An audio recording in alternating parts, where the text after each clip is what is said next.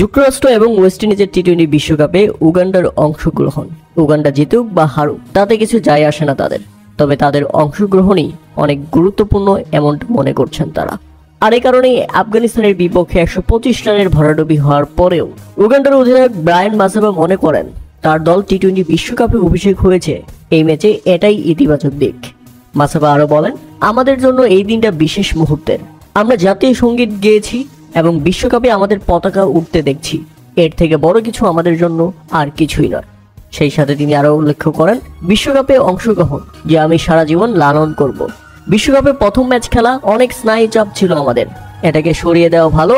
আমরা সামনের ম্যাচে আরো ভালো ক্রিকেট খেলতে চাই। এরপর আফগানিস্তানের অলরাউন্ডার মোহাম্মদ নবীকে একটি জার্সি উপহার দেন উগান্ডা এবং এবারের বিশ্বকাপের সবচেয়ে বয়স্ক ক্রিকেটার ফ্রাঙ্ক সুবুগা। তিনি বলেন, এটি এমন জিনিস যা আমাদের পুরো জীবন সম্পর্কে স্বপ্ন দেখিয়েছে।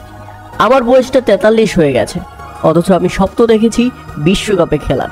43 বছর বয়স হলেও হ্যাঁ, আমার স্বপ্ন যে সত্যি হয়েছে এর জন্য আমি ব্যাপক খুশি।